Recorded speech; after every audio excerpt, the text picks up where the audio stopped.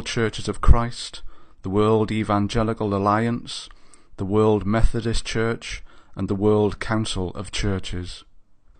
These are all coming together to promote unity with Babylon. Brothers and sisters, Luther's protest is over. Is yours? If there is no more protest, how can there be a Protestant church? Maybe now we're all Catholics again. I mean, just imagine a true movement of unity. Not just uniting people like you, but the whole church rallying together. Catholics and Lutherans and evangelicals and charismatics literally rallying across the nation saying, you know what, we may not say the same things, but we're on the same team. Joel revealed to me an incredible opportunity he just had to meet with Pope Francis. I just felt very honored and very humbled. Seeing the Pope give the Mass to 100,000 people that day, you just see, he has such a heart to help people. I love the fact that he's made the church more inclusive, not trying to make it smaller, but to try to make it larger, to take everybody in. So it seems like the Vatican was trying to send a message by doing this. What would you say that is? I think the message is that they respect people, all people, and that they want to see unity. Pope Francis is the perfect example of this.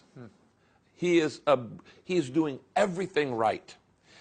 As our new Pope, he was very, very symbolic in his first Mass with people of age. In fact, there's a headline here in Orange County, and I love the headline. I saved it. It said, "If you love Pope Francis, you'll love Jesus." That was the headline? That was the headline. Oh. It was a headline. I saved it. I showed it to a group of priests I was speaking to a while back. I love that. It is absolutely staggering to see what is happening in the world today. But God did warn us through Bible prophecy that these things would take place.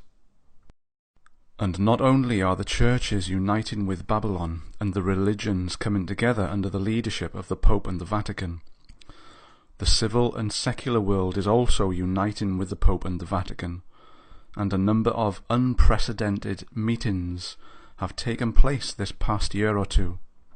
Pope Francis, in an historic event, spoke to the US Congress last year.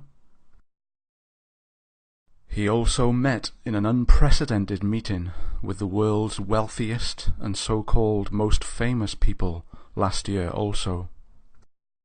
And just recently, the leaders of Europe met with the Pope, hoping that he would lead them in the current problems facing Europe, with some of the leaders saying that the Pope is the ultimate world leader and only moral authority in the world.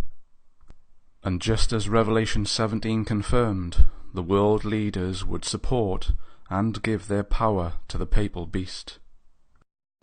Catholics are an important part of the American story. America has been strengthened by hardworking Catholics. From New York to California, the Catholic story is truly unique, and it's a great story.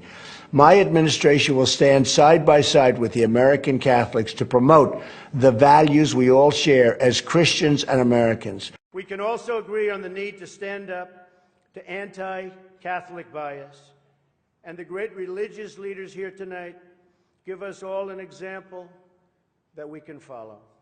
And we've got to come together, not only as a nation, but as a world community. And the 10 horns which thou sawest are 10 kings, which have received no kingdom as yet, but receive power as kings 1 hour with the beast.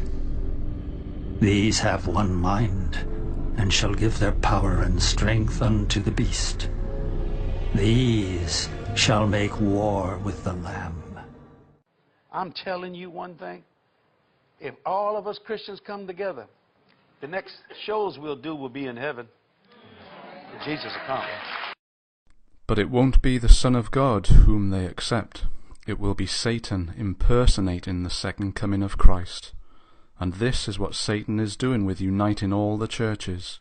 He is preparing them for his appearing as the false Messiah, when he appears as an angel of light, doing great wonders and miracles among the people. And those who unite with Babylon will be fully taken by the deception and be forever lost.